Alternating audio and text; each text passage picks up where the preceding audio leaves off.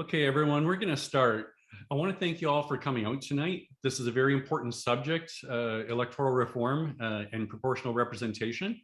I know it's not always the most exciting topic to talk about, but I know Gord's got a great presentation that I'm looking forward to hearing, and I know that you're going to be very well informed by it. First of all, I just want to state to you that Gordon and I are coming to you from the Kitchener South Hespeler area, which is on the traditional territories of the Haudenosaunee, the Anishinaabe, and the Ottawadan people. And we recognize the intertwined connections between climate justice, Indigenous rights, and social justice. And we respect the teachings of the Indigenous community, which show us the mindfulness and the commitment to protect our planet and preserve biodiversity and socially just communities. And we support Indigenous sovereignty, and this is always, I think, very important to be mindful of as we're engaged in politics, because we've often left the Indigenous community out of politics, and we need to bridge the nation-to-nation connection better. And we need to be talking to one another and learning from the wisdom they have to offer.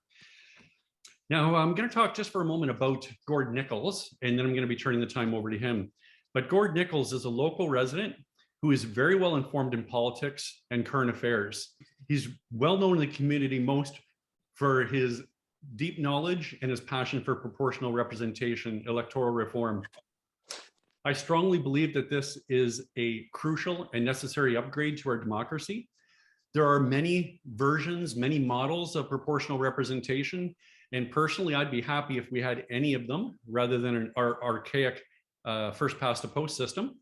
But Gordon has developed a model that I believe is the best that I've seen. I'm a big fan of it, which is why I have Gord here tonight to talk to us about our voting system, why it's wrong, why it's bad, what needs to be improved, and what he's done about it in his voting model.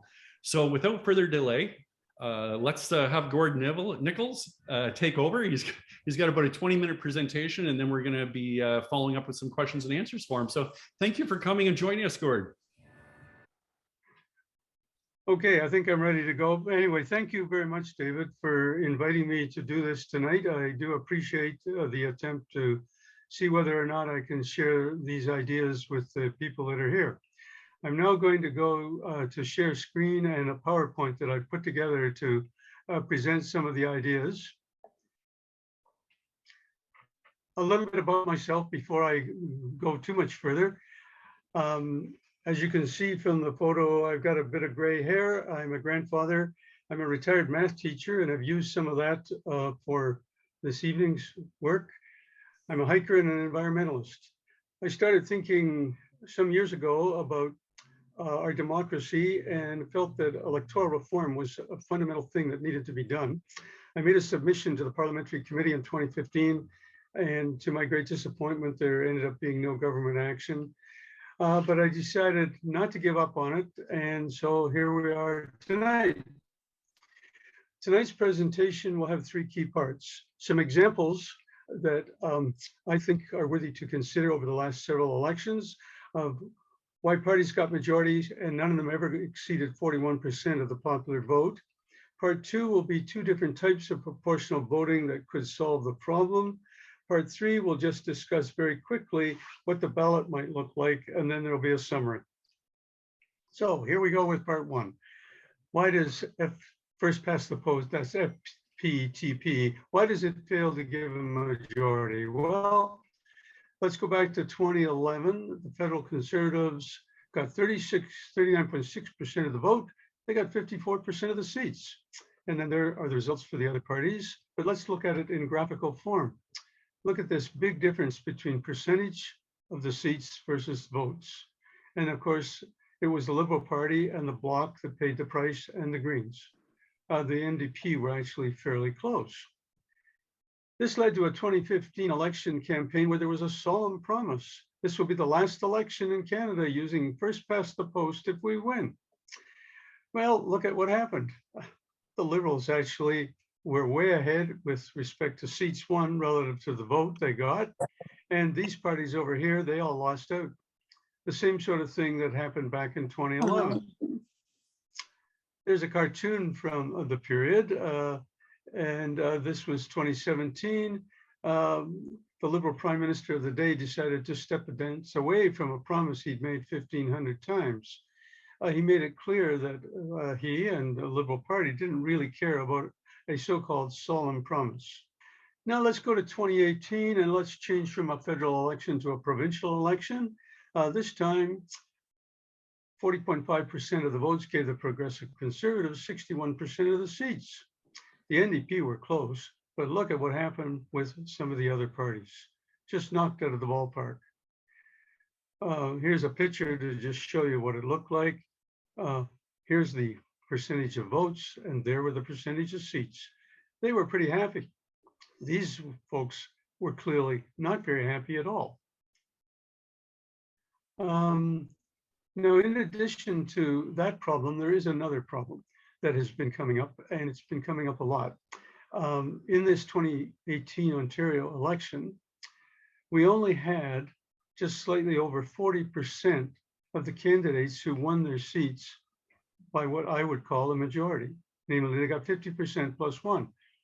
There was this big block of candidates here, about 37%, who had percentages of support between 40 and 49.9%. And then over here, we had 26 people winning their seats in a 124 seat legislature.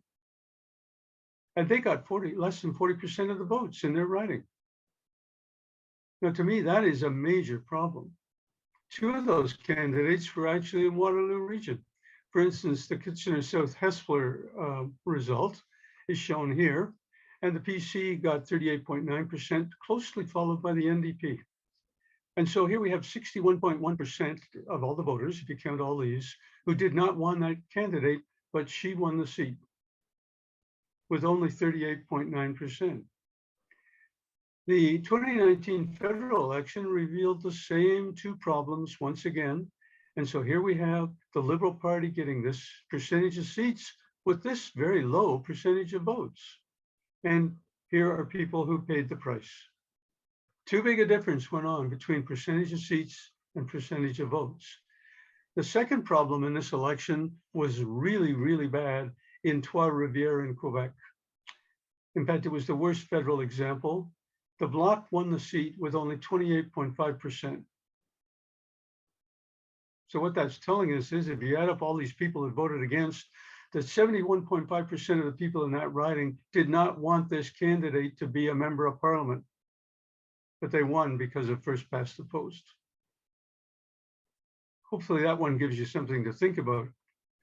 And then we come to 2021. Well, the problem happened all over again. And here we have percentage of seats won for the Liberals versus percentage of votes. And this time the percentage of votes is down pretty low, only at about 33%. They still formed a minority government. And there were other parties that paid the price. We have a problem. So now, what are we going to do? Well, when the light bulb went on in my head, I came up with two small changes that I thought could solve two problems. I wasn't alone in this, by the way, because Angus Reid polled Canada in both 2016 and 2019 about the question of proportional representation. In 2016, the black arrows show what went on in the various parts of the country. By 2019, look at it.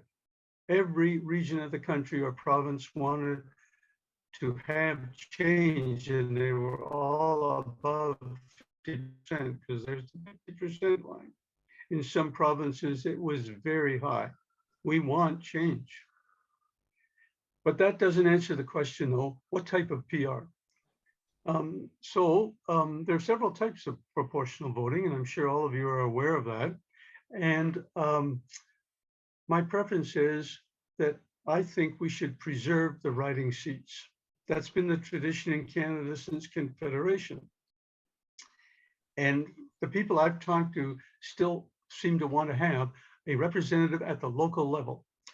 So my presentation from here on in is only going to consider types of proportional voting that will preserve ridings. The first type is called mixed member proportional, and it uses both riding seats and top-up proportional seats. The riding seats can be anywhere from 50 up to 80% of the total. The Top-up proportional seats, therefore, could be as high as 50%, or it may be only 20%. And what percentage you decide on will have to be decided eventually by a committee or by the legislature. Now, one advantage is when you do calculations using this approach, you get a close but not a perfect relationship between the percentage of votes won and the percentage of seats. Another big advantage is that this approach does not allow seats to be won by parties that win a small percentage of the votes. And the usual cutoff is somewhere around 4 to 5%. It's used in countries like New Zealand and Germany. Now, there is, however, a major disadvantage to the system, and that is for the riding seats, it still uses first past the post, which means you could still potentially win a seat with less than 30% support in your riding. So I'm going to look at a couple of examples. Let's go back to the Ontario election of 2018, where the Progressive Conservatives had 61% of the seats with 40% of the votes. The calculations for the top up, and I'm not going to go through how I did those calculations tonight. It's a little bit mathematically complicated, but when I got finished, the Conservatives would not get any. The NDP would get 8, the Liberals would get 18 top-up seats, the Green would get 5, and the Libertarian Party would get 1. These would be the new totals. And now, instead of 124 seats in the legislature, it'd be 156. Let's look at it on a graph. And so here we have the percentage of votes in blue. In red, the percentage of seats using first past the post. And for the Conservative Party, it would drop down to the green bar and be a significant difference. It's still a 9% difference between this and this, so it's not perfect. For the NDP, it came out very close. It was better for the Liberal Party, it was better for the Green Party, it was better for the Libertarian Party. Not perfect in either of these three cases, but better. Next, I did a calculation on the 2019 Canadian election. And what I did was I used 25% top-up seats here. And that would mean then that we would go from 338 seats to a much bigger legislature because we'd add 84 seats. These would be allocated by province. So each province, according to their population, would get their 25%. So British Columbia would get 10 top-ups. Ontario would get 30, and so on. I'm not going to list all the provinces. I hope you get the idea. And now, so what does this do when you put it into effect? Well, for example, in Ontario, the NDP originally won 16.8% of the vote and had only 4.9% of the seats. After I did the calculation, they would get 15 top-up seats, a new total of 21 seats, and their percentage would go to 13.9%. Second example in Ontario, the Green Party originally won 6.2% of the vote and had no seats. With the top-ups, they would go up to 3.3. Not perfect, but a lot better than what it was. Let's look at what happened province by province in key provinces. Now, Quebec, because of the second largest population province, is important to look at. And the original result had the Liberals way ahead in percentage of seats. It came out quite close after I did the calculation for top-ups. For the Conservative Party, it was bang on. For the NDP, it was almost bang on. For the Bloc, it was bang on. And for the Green, it was almost bang on. It was an extremely good result in Quebec. However, when we go west and look at Alberta, the calculation did make a significant change for the Liberals. It made a big change also for the Conservatives, but they were still well ahead of the percentage vote won. The NDP was fairly close. Let's look at the largest province, Ontario. And here, once again, we don't get perfect results. Now, of course, the voting populations in the provinces are different. They think differently, they have different compositions, and that could explain in part why the results weren't as good as we would hope. Nationally, what happened was the Liberals went from about 46% here with the percentage of seats down to about 38%. They still only, of course, had a percentage vote one of 33%. The Conservatives were bang on close. NDP was much closer than what it was. The Bloc was perfectly close, and the Greens were closer. So if we do that one change, we can get a lot better results in terms of a reflection in the Parliament of having people there representing how the people feel. But then I asked the question, can we do better? And I think we can. Now, I've looked at this from the point of view of what has gone on over the last few years with respect to people winning their seats. And what we've seen is a big decrease in the percentage of people who have won their seat by 50%. It was as high as 47% nationally way back in 2011. By 2021, it was down to about 37%. And at the same time, people in this category here, the 40 to 49% category, have been going up. So that trend tells us that, boy, there's an awful lot of people starting to win their seats and they don't have a majority. This cartoon, which goes back to 2015, did demonstrate that already by 2015, there were at least cartoon artists thinking, hey, these guys are playing games with the meaning of the word majority. And if we just look at these two examples, in 2018 in Ontario, we only had 41.9% who actually had a proper majority, 58% didn't.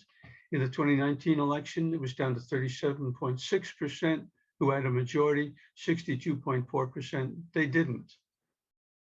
The meaning of the word has been corrupted, and of course a new word has been introduced. It's now called a plurality. And I'm not sure that everyone can define that word, but anyway, it basically means how to win without having a majority. Historically, if we go back to this picture of an ancient vase, which is in the British Museum, the way the Greeks were voting was they put their lots in place in this big bowl, and then at the end they counted them. And the count here had to exceed the count here, which means more than 50% in order to win. That was the proper definition of majority. Today in the Parliament, if you put up a bill, it doesn't pass unless you get 50% plus one. This is kind of interesting. It points out a major inconsistency between what goes on when we vote. We, of course, the people who elect the politicians to represent us in a representative democracy, and then how they vote. And they vote this way here, plain and simply. Nothing passes in that house without 50% plus one. So that brings me to what should be the second change. And I think that what we can do is create a system called second choice preferential. Now that's kind of a long-winded name, and what does that actually mean? Well, basically what it's going to mean is that no one wins a riding unless they got 50% plus one. Now there's two ways I think we can do it. The first way is used by the French in the French presidential election. They have two rounds. In round one, they count the votes. And if the candidates are organized in such a way that one of them gets 50% plus one, then that's the new president of France. But if no one gets 50% plus one, they take the top two candidates, and then there's a second ballot that takes place, that round two ballot, 2 weeks later. They go on the campaign trail for 2 weeks, and then the French people vote again.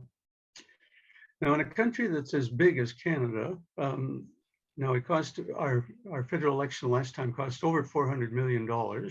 I'm assuming that maybe we could run a round two for less than the 400 million because a lot of the apparatus would be in place. Well, it would at least be another 300 million. And so I have another idea called Solution 2. Now on this one, what we do is, on the ballot, we ask every voter to make a first choice and a second choice. In round one, we only count the first choices. Anyone who gets 50% plus one, they're a winner. In our last election, it was sitting around 37%. Now we got all those other candidates in all those other ridings. And so what are we going to do? We're going to have a round two, except we've already had it because you've already marked it on your ballot. And so what we now do is we set aside the top two candidates in each riding, and then we get all the ballots for the other candidates and we count their second choice and allocate it to either the person in first position, the person in second position, or it ends up going to the reject pile. What would this do if we did it on the Trois-Rivières election? Well, I made a bit of a probability model, and I'm only going to just say that what I did was I assumed that 30% of the NDP, the Green and Conservative voters, would pick the Liberal. And then the distribution between the Bloc and the others would have other probabilities. When I did the calculation, after round one, we had the Bloc winning. And after round two, that's in red, the Bloc went up to 49.4%, the Liberal went to 50.5%, and so there was a new winner. What about Kitchener South Hespeler? Well, I used the same thing. My probability model though was different here because Kitchener South Hespeler is different from Trois-Rivières. And so if you just quickly look at those, you'll see the probabilities I used. And what happened was that the winner in round one went up to 49.9%. The loser in round one went up to 50.2%. And so the NDP candidate took the seat. So in both the examples I used, there ended up being a change. Now, and I admit I haven't had the time to go through all the people that were under the 40% range in those two elections, but I have done several of calculations in both the federal and the provincial. And what I found is that around half of the ones that I did, there was a change in who won the seat. And in the other half, it stayed the same, which means if we introduce SCP, we're going to once again make a change between the percentage of the vote won and the percentage of the seats. It, in essence, is going to guarantee the following if we were to use it. First of all the riding seats would be won by a proper majority. Two, we would still have a situation where we would have riding seats, maybe as high as 75 or 80% of all the seats in the legislature. Three, the SCP ridings would elect members for somewhere between 50 and 80%, depending on what was agreed upon when the system got established.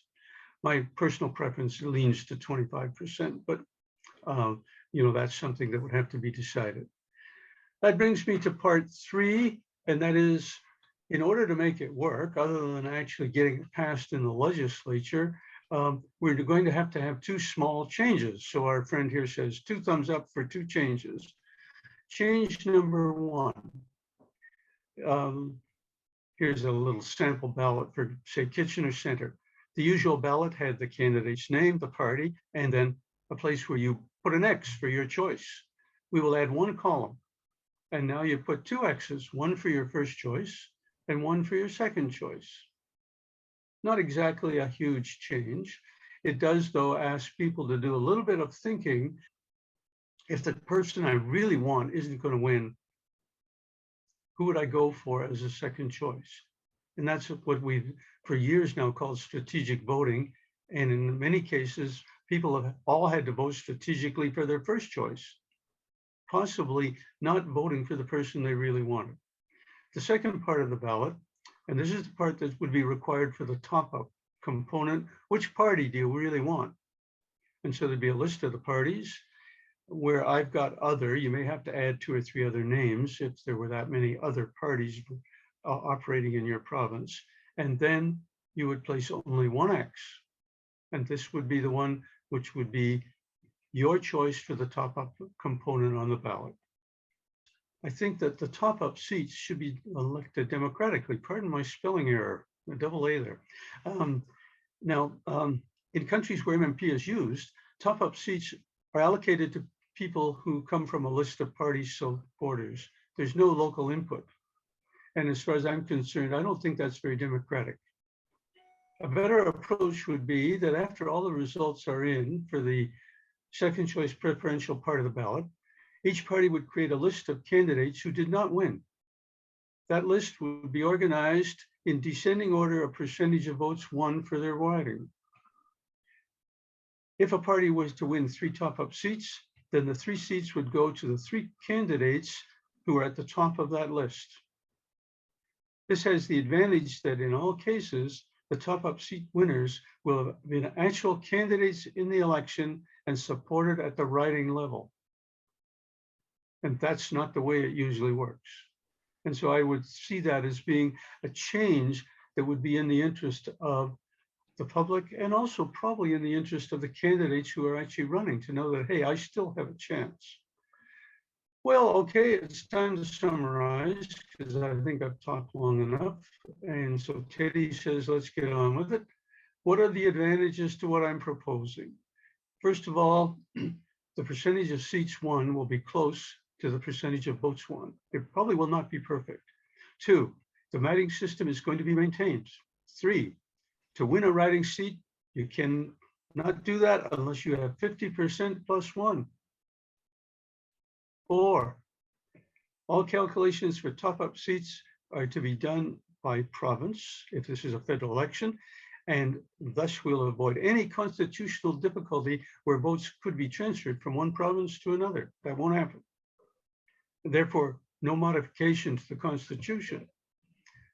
5, we'll save a lot of money, at least $300 million. I won't talk about where we could spend that, but I'm sure they'll find a way. And finally, we could avoid political cronyism if we introduced the way for dealing with the top-up candidates that I suggested in the previous slide. These 2 parts of the ballot, just a final word about them. When you do the SCP count, a round run will probably take about the usual amount of time, 2 to 4 hours. If there's a round 2 though, it might take until the next day. Now in a media crazy country, they're going to be asking, how long is that going to take? I mean, here we are, we're on the TV. We want to be able to tell people now, well, this poor media guy, he's shouting, no, I don't want it this way. But on the other hand, if we have it this way, it might bring a much fairer result. Now, part 2, the proportional part, you can't even start counting here until this part is finished. And so we're probably looking at 2 to 3 days before the thing is finally finished.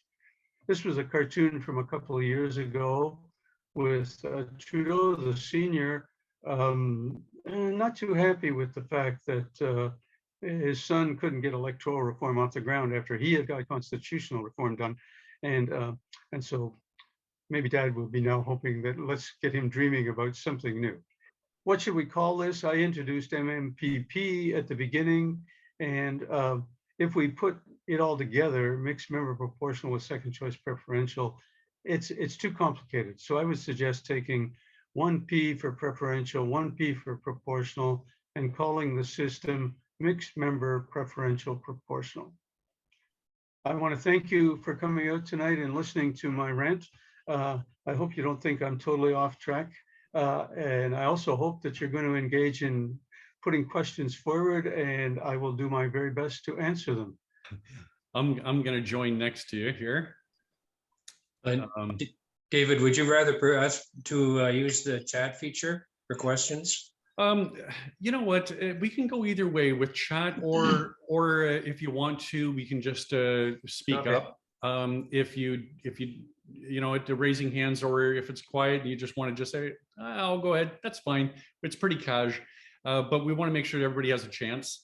I do want to mention here first off, though, is that what Gord has shared with us about people that are in second place, but strong position, getting other people that have their second choice given to them so they can win. That second one is more popular by more people than the one that would have won just by first past the post.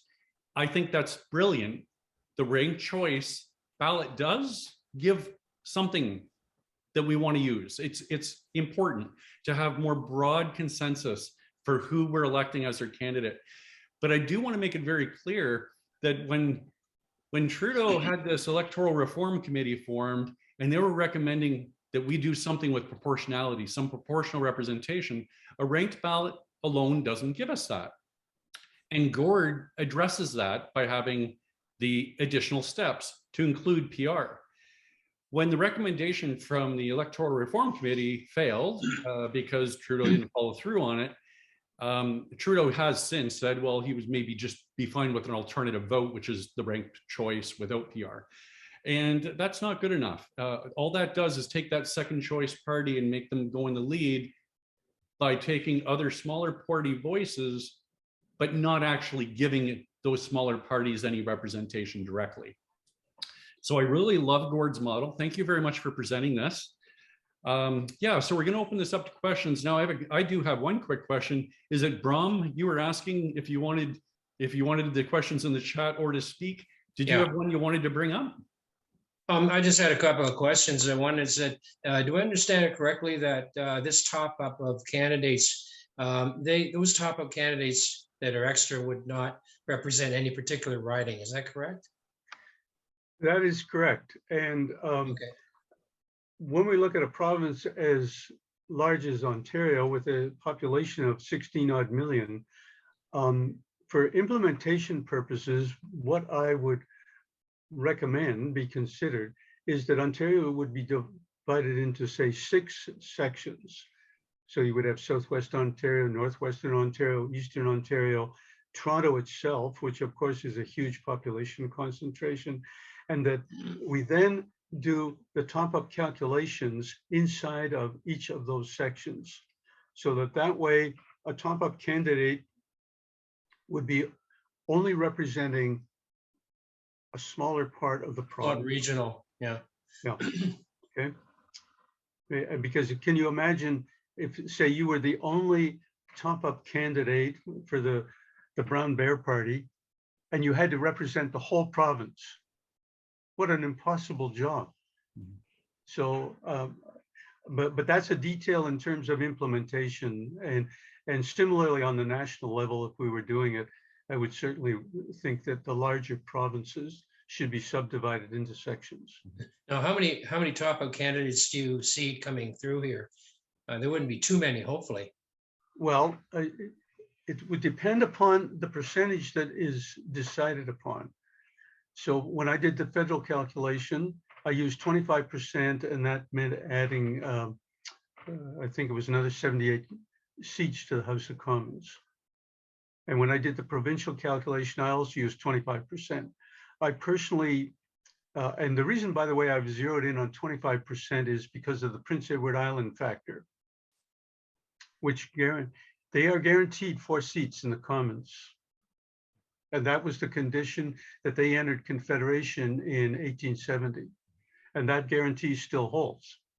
And so whatever calculation we would want to pursue should easily deal with 4. And so 25% of 4 is 1, and that kind of works out perfectly. And that's why I would favor that percentage across the board for the entire country and also for the province. Yeah, I like what you've done here, Gord. And I'm going to just ask a few questions just to play devil's advocate a little bit. Okay. But it does increase the complexity for the voter. And I think if it increases the complexity, it might tend to turn people off. There's just one comment, although I'm in favor of proportional representation, but I'm just bringing it up because I think that's been something that's been said before.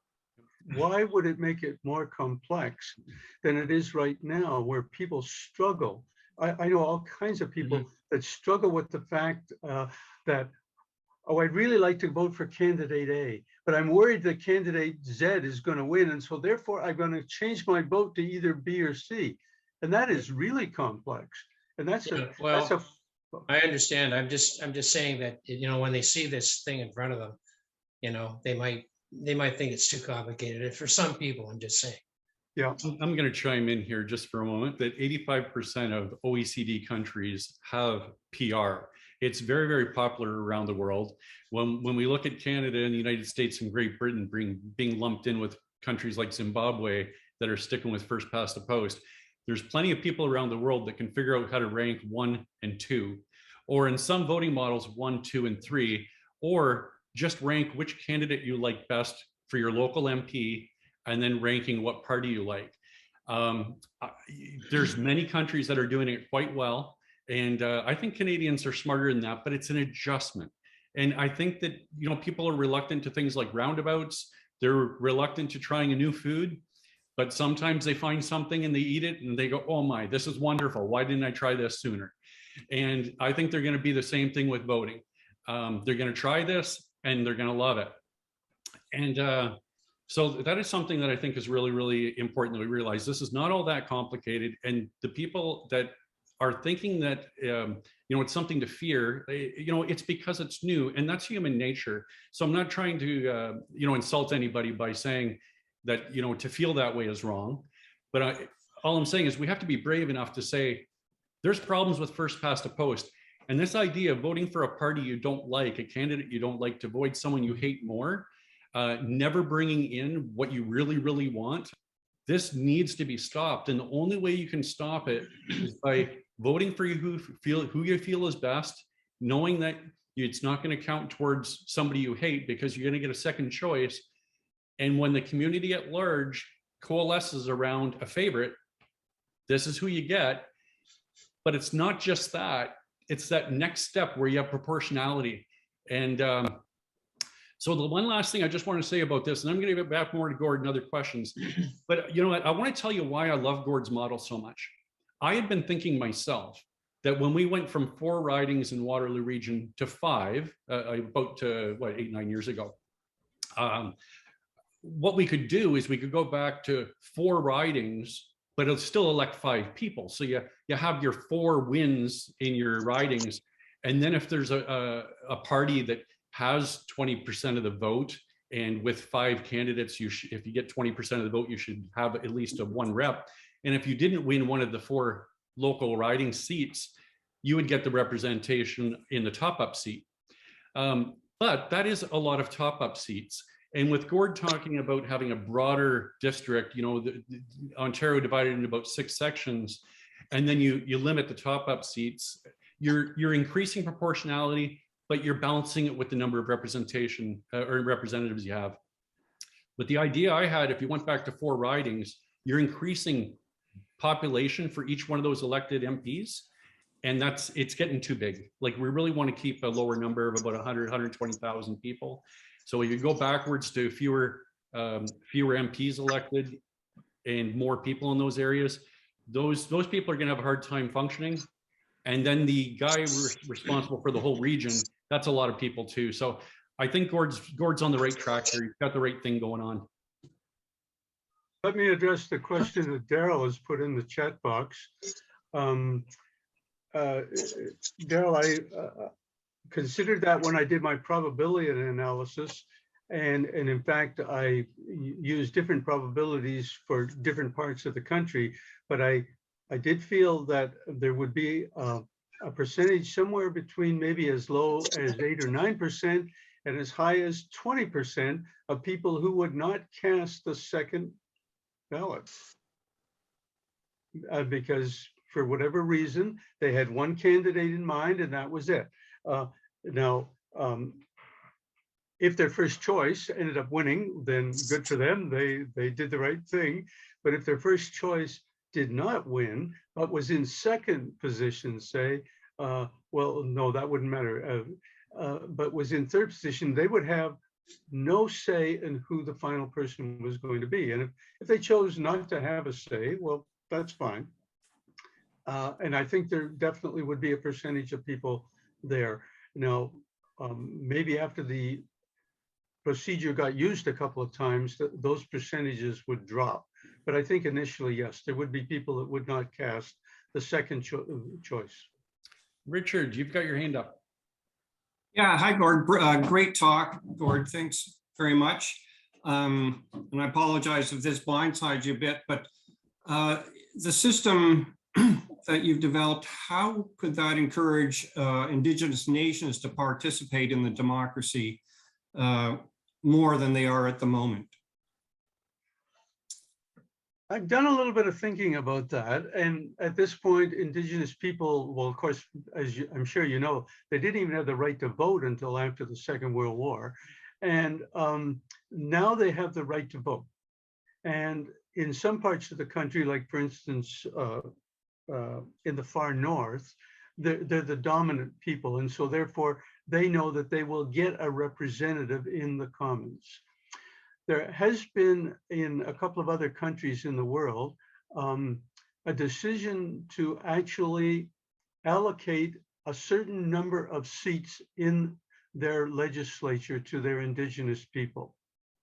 It's a small number, but it then would give them direct representation.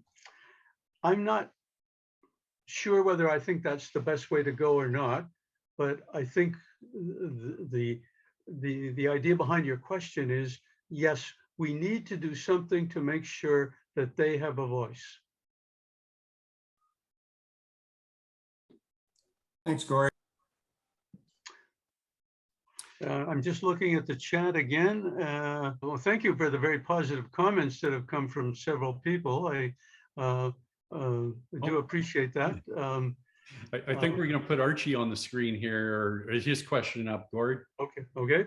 In your second choice preferential, let us presume the Conservatives were first, the Liberals were second, and the Green Party was way at the bottom. But let's say all of the Liberals and all of the Conservatives said, if we can't win, we want the Green Party to win.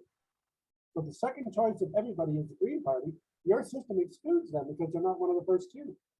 That's not fair. For example, David could win because he's everybody's second choice.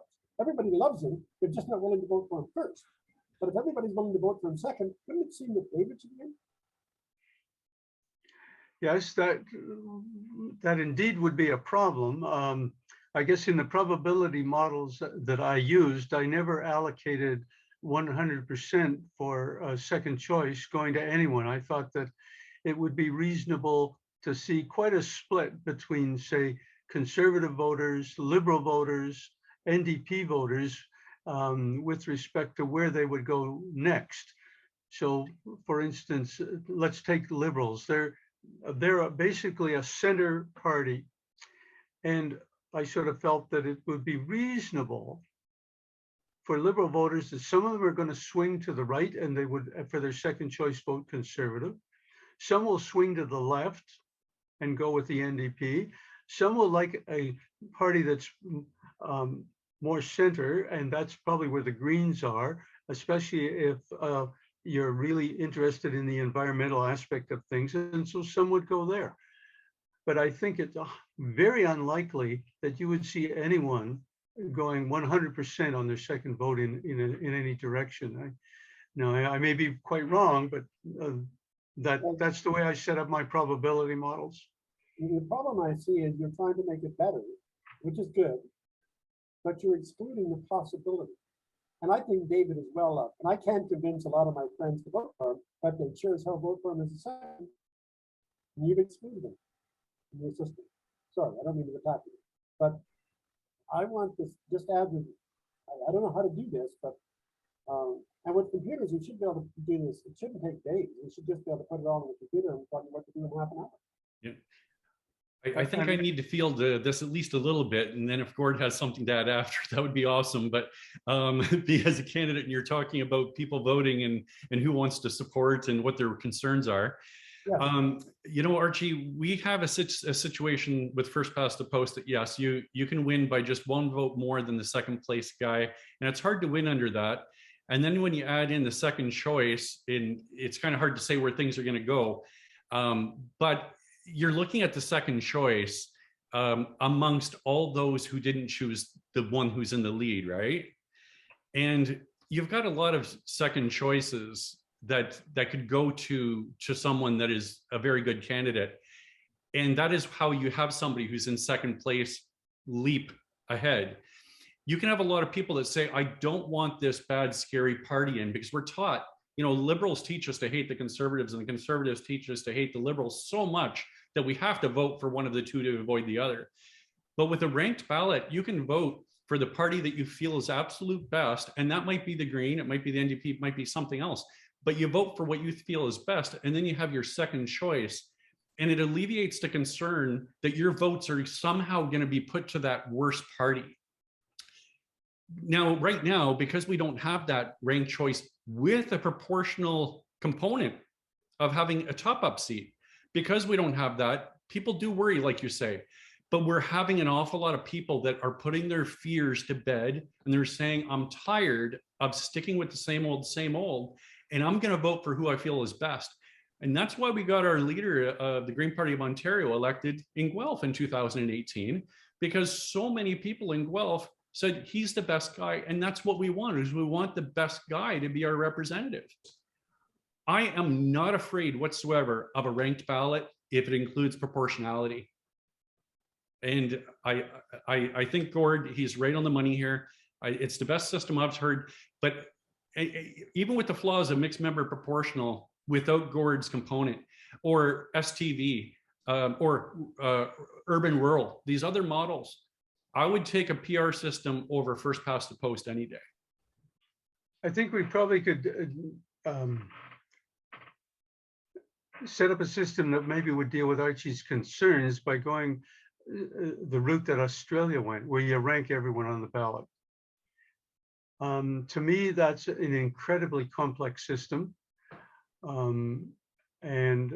believe that's possibly what the new leader of the Liberal Party in Ontario is proposing, although I haven't seen the specifics yet. I don't think the average voter would be very happy with trying to deal with that. Now, yes, from the point of view of making everyone's vote count from the bottommost right up to the top, it would be more effective than the proposal I put forward. But I was looking for simplicity, as simple as I could make it. And having spent 35 years teaching kids mathematics, you do realize at a certain point that with subjects as complex as mathematics, if there are simpler ways of doing things, you've got to find them, and that's what you would transmit. And this is the best and simplest that I can come up with. And I realize it's not perfect. There's one thing I do want to share with everybody before I forget to mention it, is that tomorrow night, the real experts in how to convince government to change, it's the Fair Vote Canada group. They're holding a meeting tomorrow night. It's a training meeting, and it's at 7 p.m. And it's to have people like you that care about electoral reform.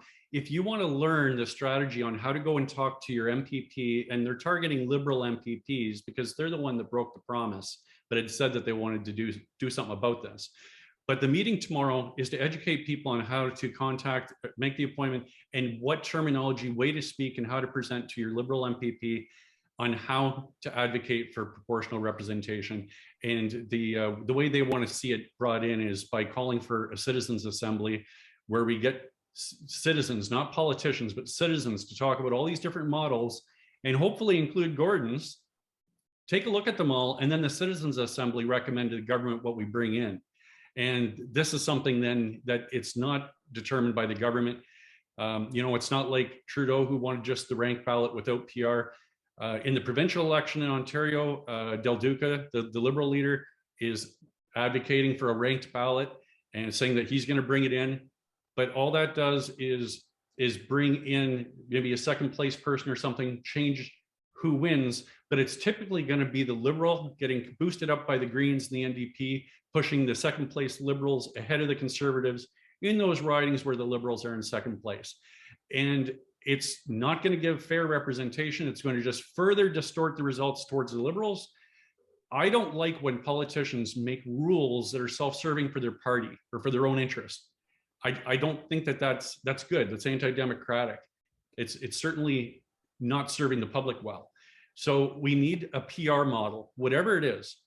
That meeting tomorrow for Fair Vote, if you're interested in the link, you can go to my campaign website, David, 4, KSH.ca. So David for KSH.ca. You go on the events calendar, just look on tomorrow's date. You'll see the link for the Fair Vote registration for their Zoom town hall, Zoom meeting on training on how to go talk to your MP. And also I put in the link or in the chat I've put a link there. You can copy and paste it to your notepad. There's the Google Docs section where you can have all of Gord's slides. His whole presentation is online in the cloud, and you can access it whenever you want. Download it, you can share it with friends. We will be putting the video so you can share it with others, or others can see it that weren't able to attend tonight. And that's going to be on the KSH Greens channel on YouTube. So Kitchener South Hespeler is what KSH stands for. KSH Greens on YouTube. All right, back to you, Gord. I just wanted to get that out before I forgot to mention it. Yeah, okay. I'm just looking in the chat box, and there are no more questions that I can see. Well, you have any last words to wrap it up for us? Well, I want to thank everyone for taking the time to join us tonight. Certainly, from some of the messages that are in the chat box, it sounds like some of you think that my ideas have some merit and that you're going to think about it, and I do appreciate that. I know it's going to be a long road for this to happen, really, I guess probably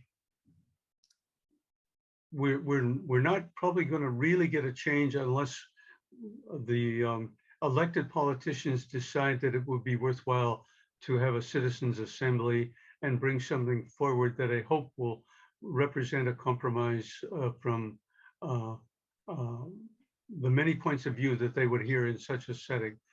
I may be wrong on that, but certainly that would be my feeling at this point. And I would certainly love to see a change and to see more representation in our various parliaments than what we currently have.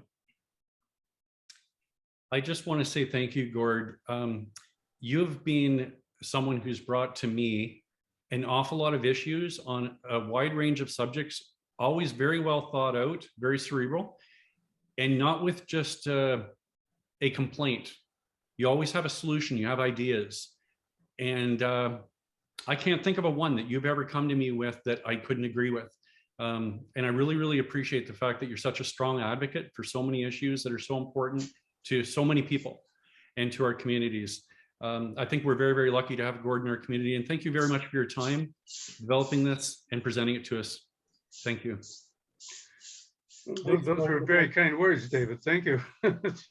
Well, every word true. All right. Good night, everyone. Good night, everyone. Thanks for coming. Night.